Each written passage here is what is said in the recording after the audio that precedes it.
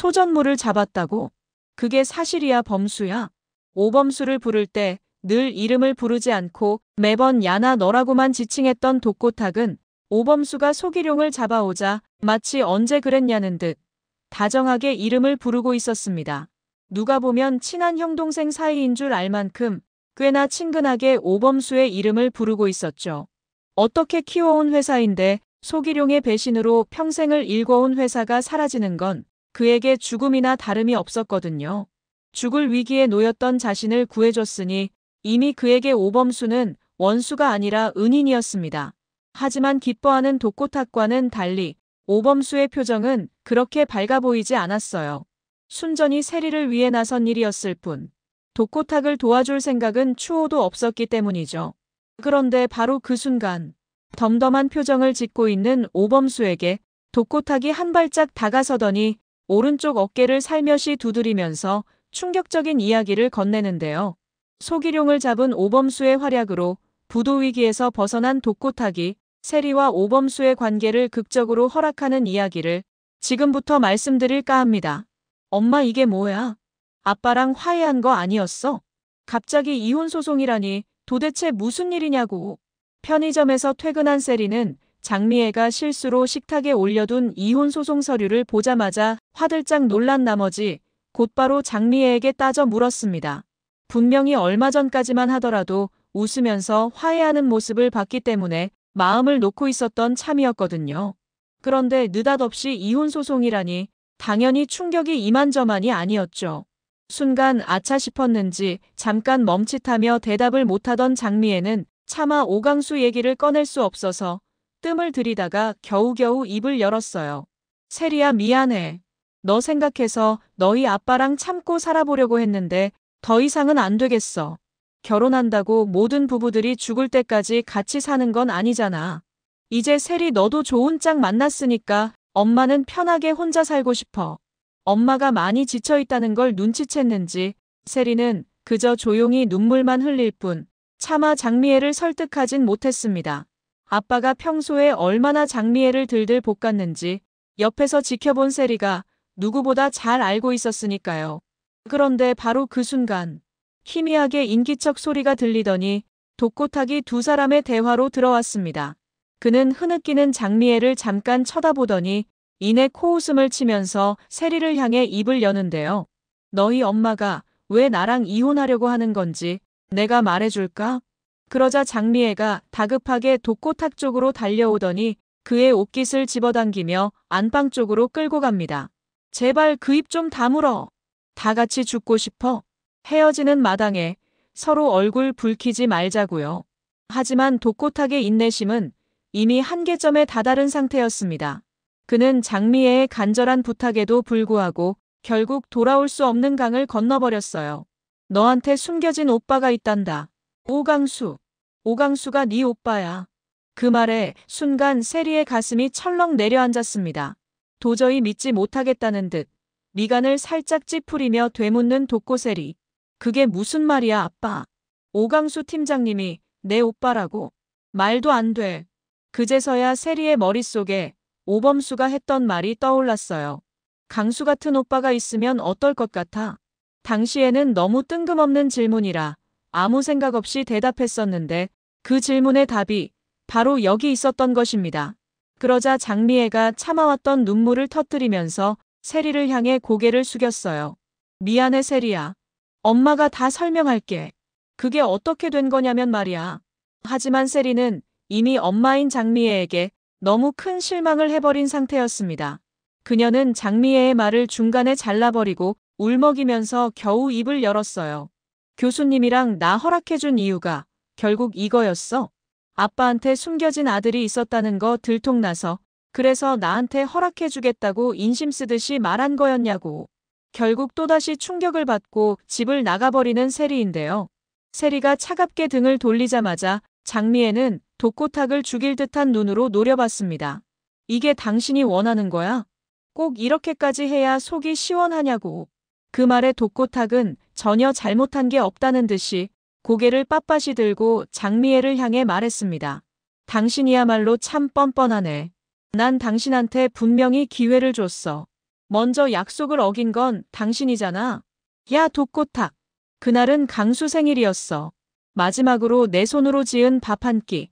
내 아들한테 먹이겠다는 게 그렇게 잘못됐어? 당신이라는 인간. 정말 지긋지긋하다.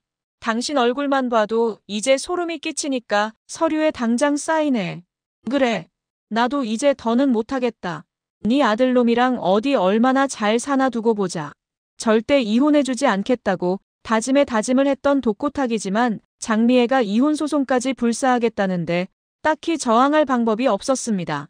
남은 자존심이라도 챙기기 위해 괜히 큰 소리나 칠 수밖에 없었죠.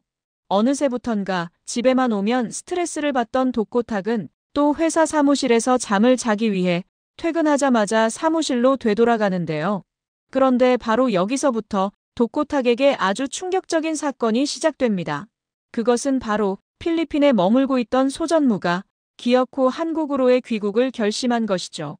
안 그래도 장미애와의 이혼 문제로 머리가 지끈지끈 아파오던 참이었는데 소전무까지 속을 썩이자 독고탁의 인내심은 애진작에 바닥을 드러냈습니다.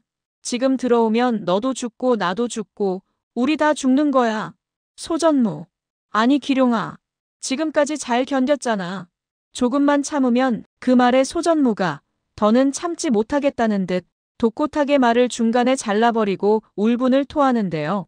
도대체 얼마나 더 있어야 하는 겁니까? 한 5년 후에 들어간다고 제가 저지른 죄가 전부 없어지기라도 한답니까? 설마 공소시효 지날 때까지 이 촌구석에서 입 다물고 기다리라는 말입니까? 순간 전국을 찔린 독고탁이 아무런 대답을 못하자 결국 소전무가 단호한 어조로 말을 이었습니다. 아니요. 저 정말 더는 못하겠습니다. 그냥 한국말 통하는 한국 감옥에서 지내는 게 낫겠어요. 여기 계속 있다가는 제가 제명에 못 죽을 것 같다고요. 그렇게 소전무가 일방적으로 통보하고 전화를 끊어버리자 분을 못 이기고 전화기를 던져버리는 독고탁인데요. 소전무. 야 소기룡. 이런 젠장. 하지만 독고탁은 소전무가 그냥 말만 이렇게 할 뿐 정말 한국으로 돌아오진 못할 거라고 생각했어요. 한국에 들어오는 순간 바로 경찰에 잡혀서 수감 생활 시작인데 아무리 외국 생활이 불편할지언정 감옥 생활을 선택할 바보가 어디 있겠어요. 그냥 너무 힘들고 외로워서 자신에게 하소연을 하는 거라고 안일하게 생각하고 있었죠. 하지만 소전무는 독고탁이 생각하는 것보다 훨씬 더 필리핀 생활에 지쳐 있었습니다. 그는 독고탁과 통화를 마친 바로 그날 정말 한국으로 귀국해버렸어요. 한국에서 소전무는 이미 수배령이 떨어진 상태였기 때문에 공항에 입국하자마자 경찰에게 잡혀서 검찰 조사를 받게 되는데요. 그런데 바로 이 조사에서 살기 위해 모든 사실을 솔직하게 말하게 됩니다. 처음 범죄를 지시한 사람이 독고탁이었고 자신은 그저 지시한 사항을 이행했을 뿐이라는 걸 하나도 빠짐없이 모두 실토하게 되죠. 당연히 이 자백에 대한 결과로 소기룡은 불구속 수사로 전환되고 독고탁에게 모든 화살이 집중됩니다. 당신들 뭐야? 영장 있어? 갑자기 들어와서 이게 뭐 하는 짓이냐고. 하지만 독고탁도 아무런 대책 없이 이를 계획하진 않았습니다. 최악의 경우 소전무가 경찰에 잡혀서 모든 사실을 불더라도 자신은 미꾸라지처럼 교묘하게 빠져나갈 수 있도록 모든 증거를 인멸한 상태였어요. 백날 첫날 조사해봐요. 증거가 나오나. 전부 소기룡 전무가 계획한 거라고요. 소전무의 자백만으로 독고탁을 잡아들인 경찰은 24시간이 지나자마자 독고탁을 풀어줄 수밖에 없었는데요. 그런데 경찰 조사를 마치고 나온 독고탁은 경찰서를 나서자마자 비서로부터 충격적인 소식을 접하게 됩니다. 회장님 큰일 났습니다. 소기룡 전무가 공금 100억을 들고 달아났습니다.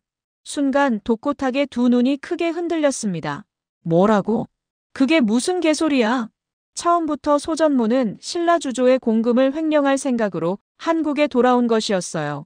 어차피 경찰 조사가 계속되면 자신에게 불리하게 돌아갈 것이 뻔한데 그렇다고 필리핀에 계속 있자니 언제 한국에 돌아갈 수 있을지도 불분명하고 그냥 돈이나 훔쳐서 달아나는 게 상책이라고 생각했던 것이죠. 독고탁에 대한 원망이 가장 컸습니다.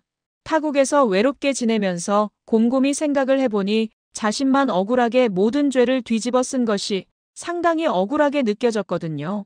공범이나 다름없는 독고탁은 한국에서 아내가 해주는 밥 먹으면서 등 따시고 행복하게 살고 있는데 자신만 개고생하고 있는 지금 이 상황이 마음에 들지 않았던 건데요. 두 눈에 초점이 없어진 상태로 겨우 회사에 돌아온 독고탁은 창립 이래 가장 큰 위기에 직면하게 됐습니다. 프리미엄 라인을 새롭게 출시한답시고 여기저기서 있는 돈 없는 돈 다 끌어모아서 쟁여둔 100억이었는데 그 100억을 홀랑 가지고 도망가 버리다니. 당장 현금 흐름도 좋지 않은 상황에서 눈앞이 캄캄할 수밖에 없었어요. 회사 대표인 독고탁이 용의자로 경찰 조사를 받았다는 소식이 언론에 퍼지자 주가는 주가대로 곤두박질치고 대출 연장은 연이어서 거절이 나고 있었습니다. 독수리 술도가 마광숙이 겪었던 그 위기가 독고탁에게 똑같이 찾아온 것이죠. 이대로 가다간 정말 회사가 문을 닫을 수도 있다는 생각에 얼굴에 철판을 깔고 한동석을 찾아가는 독고탁인데요. 자금을 융통해달라고요? 죄송합니다만 저희가 은행도 아니고 제품을 납품받아서 대금을 드리는 거면 몰라도 100억이나 되는 돈을 융통해드리는 건 불가능합니다. 어려운 상황에 이런 말씀밖에 드리지 못해서 정말 죄송합니다. 50억이라도 어떻게 안 될까요? 그 말에 한동석은 고개를 젓는 걸로 대답을 대신했습니다. 지푸라기라도 잡는 심정으로 찾아왔던 독고탁은 결국 아무것도 얻지 못하고 씁쓸하게 발길을 돌리는데요. 술도가의 공금을 횡령한 죗값을 결국 이렇게 치르는구나라는 생각이 들었습니다. 악착같이 남을 끌어내리며 수단과 방법을 가리지 않고 걸어왔던 자신의 인생. 그 인생을 찬찬히 되돌아보니 남아있는 것이 아무것도 없었어요. 아내인 장미애와는 이혼 소송 중이고 딸인 세리는 애딸린 유부남한테 빠지고 그나마 남아있던 회사는 부도위기. 자신이 꿈꿔왔던 인생과는 전혀 다른 인생을 살고 있었습니다. 그제서야 과거에 공금을 훔친 것을 뼈저리게 반성하면서 눈물을 흘리는 독고탁인데요. 그런데 한동석을 찾아간 독고탁의 결정이 의외의 결과를 가져오게 돼요. 한동석이 마광숙에게 신라주조의 어려운 상황을 이야기하면서 마광숙을 통해 자연스럽게 오범수에게 전달이 되거든요. 마음이 모질지 못했던 마광숙은 신라주조에게 그렇게 당했는데도 오히려 위기에 직면한 신라주조를 안타깝게 여기고 있었습니다. 그 상황과 마주하면 얼마나 괴롭고 힘든지 본인 스스로 너무나 잘 알고 있었고 독고탁은 술도가의 원수이기 이전에 세리의 아버지이기도 했으니까요. 프리미엄 라인을 출시하려고 100억을 대출했는데 소기룡 전무가 하필 그 돈을 가지고 도망가 버려서 상황이 많이 어려운 모양이에요. 그 말에 오범수는 가장 먼저 세리의 얼굴을 떠올렸습니다. 부모님의 이혼도 모자라 숨겨진 오빠가 있었다는 사실까지 알게 되면서 심적으로 많이 혼란스러워하고 있는데 만약 이런 상황에서 아버지 회사가 망하기까지 한다면 여자친구인 세리가 감당하기 힘든 고통을 겪게 될 거라고 생각했죠. 100억이면 신라주조 입장에서도 적지 않은 돈일 텐데 아저씨가 많이 힘드시겠네요. 잠시 골똘히 생각을 정리한 오범수는 뭔가 결심했다는 듯 마광숙을 보며 조심스럽게 입을 열었습니다. 소전무만 잡으면 해결되는 문제 아닌가요? 그렇죠. 그 많은 돈을 벌써 다 써버렸을 리도 만무하고 아마 소전무를 잡으면 100억도 거의 다 회수할 수 있을 거예요. 해외로 도망간 게 아니라면 말이죠. 이날 밤 오범수는 프로파일을 전공한 친한 친구에게 전화를 걸어서 범인이 있을 만한 장소를 찾기 위해 진지하게 조언을 구했어요. 한국에 오면 잡힐 거라는 걸 뻔히 알면서 굳이 한국에 다시 들어온 사람이라면 고향에 대한 향수 때문에 들어온 것일 테고 지금도 해외로 밀항한 것이 아니라 고향 근처인 부산에 있을 가능성이 높다는 조언이었습니다. 소전무가 평소에 즐겨 먹는 음식이 소머리 국밥이라는 사실을 알게 된 오범수는 부산에 있는 소머리 국밥집을 샅샅이 뒤지는데요. 그리고 마침내 모자를 푹 눌러쓰고 소머리 국밥을 먹고 있는 소전무를 부산의 허름한 소머리 국밥집에서 오범수가 직접 검거하는 데 성공하죠. 소기룡 씨 맞으시죠? 그렇게 소기룡은 경찰이 아니라 뜬금없이 오범수에 의해 허망하게 체포당하고 맙니다. 다행히 소기룡은 신라주조에서 빼돌린 100억을 거의 한 푼도 쓰지 않고 잘 간직하고 있었어요. 사실 100억을 훔쳐서 달아난 것은 그저 자신에게 모든 죄를 뒤집어 씌운 독고탁에 대한 원망에서 비롯된 충동행위였을 뿐 진심으로 100억을 훔칠 생각은 없었던 것입니다. 그제서야 10년 감수했다고 생각하면서 크게 한숨을 내쉬는 독고탁인데요. 독고탁은 경찰이 아니라 오범수가 소기룡을 잡았다는 소식을 듣고 직접 술도가로 찾아가서 그에게 감사 인사를 전했어요. 오범수야, 너가 소전무 잡았다며? 정말 고맙다. 너가 신라주조를 살렸어. 하지만 오범수의 표정은 미소를 보이기는커녕 살짝 무거워 보이기까지 했습니다. 공금을 훔쳐 달아난 독고탁 때문에 아버지가 화병이 생겨 돌아가시기까지 했는데 집안의 원수나 다름이 없는 사람을 도와준 것이 내내 마음에 걸렸거든요. 하늘에서 보고 있을 아버지께 죄를 짓는 것만 같아 마음이 무거울 수밖에 없었습니다. 그는 독고탁의 감사 인사에도 고개를 푹 숙인 채 조용하게 입을 열었어요. 아저씨 때문에 도운 게 아니에요.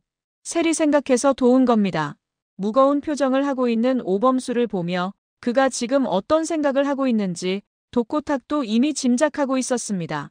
예전에 그라면 오범수에게 버릇이 없다며 쏘아붙였을 테지만 소전무의 배신으로 절체절명의 위기를 경험하면서 한층 더 성숙한 인간이 되어 있었어요. 그는 자신과 눈조차 마주치지 않는 오범수를 보면서 말없이 어깨를 살짝 두드려주는데요. 차를 타고 집으로 돌아오자마자 그는 늘 고민이 있을 때마다 그래왔듯이 컵 하나와 양주를 꺼내서 혼자 조용히 들이켰습니다. 원수인 자신을 도와준 오범수의 행동을 보면서 느끼는 것이 많았기 때문이죠. 그래, 숨겨진 아들이 있는 장미에도 있는데 그깟 애 하나 딸린 돌싱남이라고 쌍욕부터 할 건 아니지. 총각이라고 속이고 결혼했다가 뒤늦게 애 있다고 폭탄 선언하는 게 그게 더 나쁜 거잖아. 독고탁은 세리를 오범수에게 시집 보낼 생각을 하니 자신도 모르게 눈에서 눈물이 흘렀습니다. 하나밖에 없는 딸이어서 그런지 세리를 키우면서 정말 꿈이 많았거든요. 애지중지 키운 내 소중한 딸. 완벽한 남자가 아니면 절대 시집 보내지 않겠다고 다짐하고 또 다짐을 했는데 결국 자식의 인생은 자신의 뜻대로 흘러가진 않았습니다. 그는 혼자 처량하게 양주를 들이키면서 한참 동안 눈물을 흘리고 옆에 놓여진 전화기를 들었어요. 그리고 오범수의 번호를 천천히 누르는데요. 오범수는 독고탁에게 야심한 밤에 전화가 오자 살짝 놀라면서 전화를 받았습니다. 이 시간에 무슨 일이시죠? 우리 세리, 행복하게 해줄 자신 있어? 그 말의 순간 두 눈이 확 커지는 오범수. 그럼요. 세리가 매일매일 행복해할 수 있게 제 모든 것을 걸고 최선을 다하겠습니다. 약속드릴게요. 그 말에 독고탁이 참아왔던 눈물을 터뜨리더니 울먹이면서 입을 열었어요. 그 약속 꼭 지켜. 알았냐 이 자식아. 구독과 좋아요는 제가 영상을 제작하는데 큰 힘이 됩니다. 구독, 좋아요